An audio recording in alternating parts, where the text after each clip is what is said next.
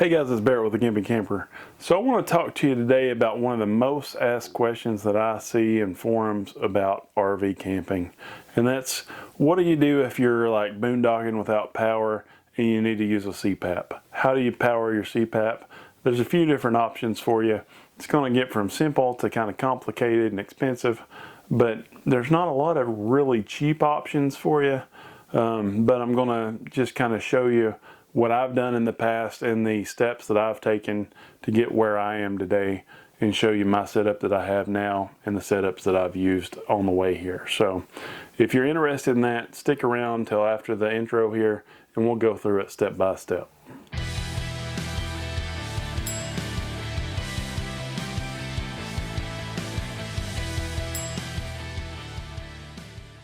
This can be as simple or complicated as you want to make it. It can also get real expensive real quick. The most obvious answer here is going to be just using a power pack known as like a solar generator. This term really gets on my nerves and I hate using it because it's not a generator. It doesn't generate anything.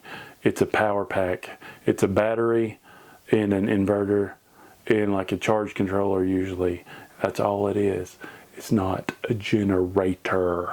Anyway, I'll get off my soapbox now. So I've never had one of these solar generators, but I'll say that they make sense for a lot of people, especially if you want something portable that you can use in more places than just in your camper. Personally, when I'm on a backpacking trip, I obviously just don't use my CPAP, but I try to use it in the camper.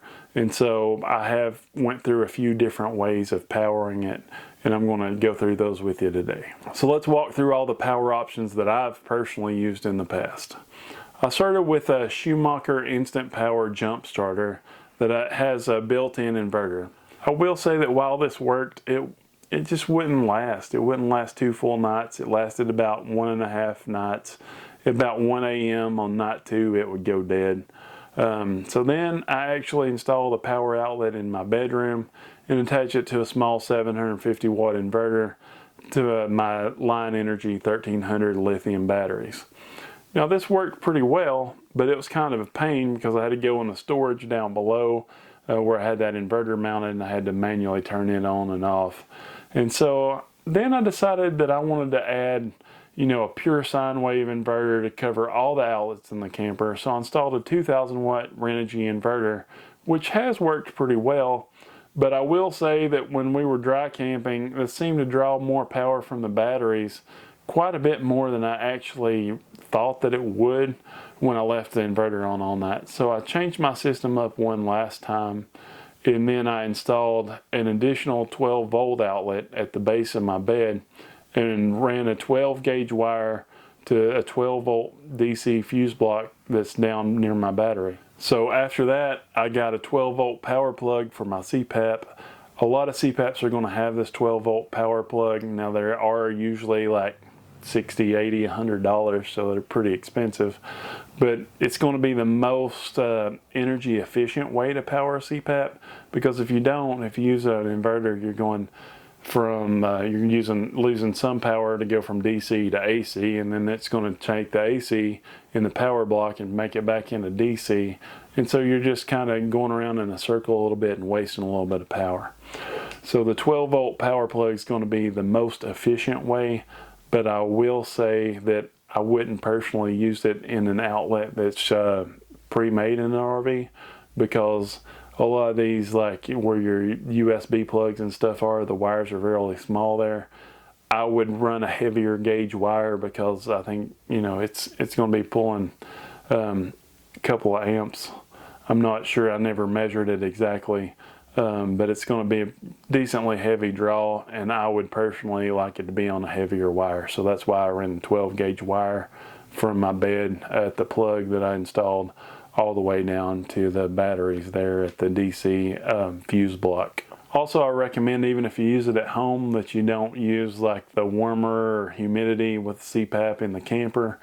As on DC, this increases your power consumption, and so it's just gonna draw more battery power.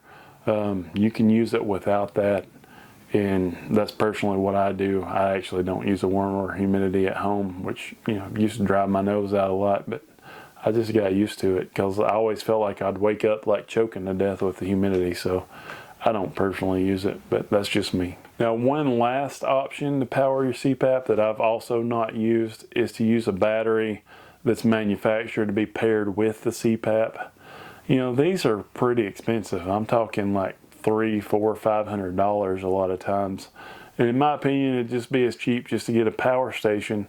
Then you can do more with a power station in most cases, right? So I'm kind of a nut. I have 3 CPAPs. I have 2 that are the exact same for my house and for the camper. And then I bought one because I travel for work now. And a lot of times I stay in a hotel, so I bought one that's real portable. And I was pretty surprised that the portable travel model doesn't have a 12-volt plug. Apparently they used to, but they discontinued it. And now they just try to sell that $400 battery to you, and I wasn't going to do that. So I don't need, like, I thought about having one of those here in the camper just because it's small. It's about the size of my hand.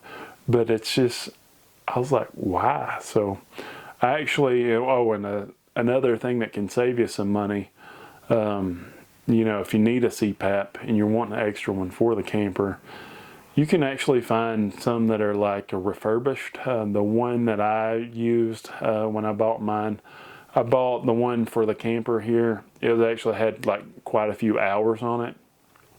It was called Second Wind CPAP or something like that. I want to put a link to it down in the description down here. But, you know, if you're tight on funds and you need a CPAP, you can always do that and just try to have a refurbished one or something like that. There's ways to save money on that stuff. And so I'll try to give you a few resources for that down in the description too. The main thing that you have to remember whenever you're trying to power your CPAP off grid is that you have to replenish the power from somewhere. So whether you have a generator, whether you have solar panels, whether you have a grid tied option, like having somewhere you can go to plug in your power station to recharge, you have to remember that, you know, if you use any of these options, you're going to have a finite amount of power that you can use, and that's going to limit how many days that you can do this.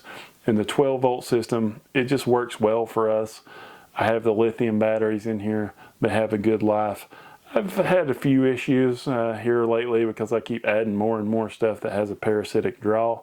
And so I actually have ordered a 3rd lithium ion battery to add to our other 2. So I have 300 amp hours in total.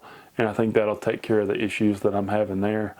But like I say, you got a finite amount of energy.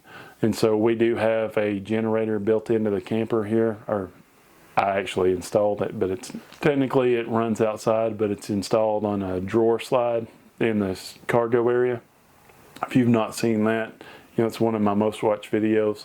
I'll put the review of the generator system up here and you can take a look at it.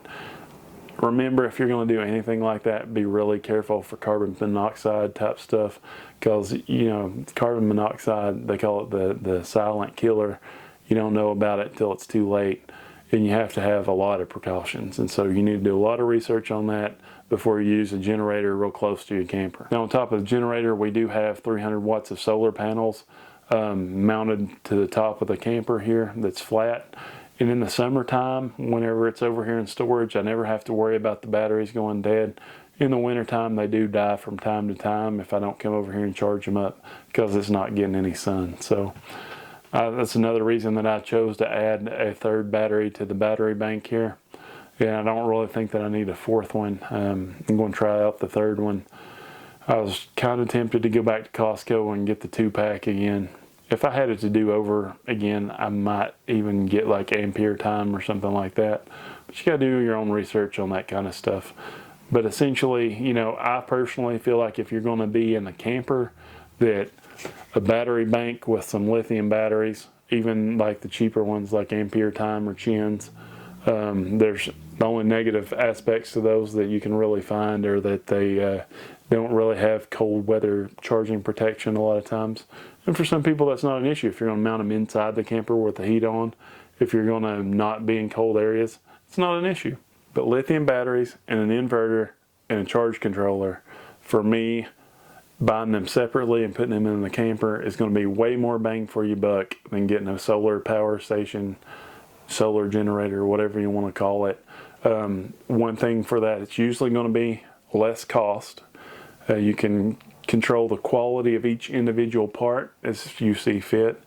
And if something breaks on there, charge controller breaks, you can just get a new charge controller. You don't have to get the whole thing. You know, if you have one of these power stations that's real expensive and the inverter messes up on it and it's not under warranty anymore, that whole thing's basically a big paperweight now. So yeah, be careful with it. But that's personally what I would do, is I would do more of the full system if you're just wanting it for your RV or camper van and you don't need to like take it out and put in a tin or something like that. So do you have any questions about using a CPAP off-grid that I didn't answer? Feel free to leave those questions in the comments. I'll help you out the best I can. I'll point you in the right direction. But you know, I don't think there's a lot of information about this online, but I see a lot of questions about it, so I wanted to try to answer it for you guys, because I do use a CPAP every night. Even after I lost a bunch of weight, I still snore. Everybody always thinks I'm sawing logs or something. I had weight loss surgery one time quite a few years ago, and they were like, oh, you won't need that CPAP anymore. I was like, you don't understand. When I was like 12 years old in the Boy Scouts, everybody was like, I'm going to stay away from that tent because that dude is loud. So it's always been a thing. But, you know, it is what it is. I use a CPAP. That's how I power it. If you got any questions, just ask down below. Thank you guys for joining us. Thanks for following the adventure. Do not forget to hit that subscribe button.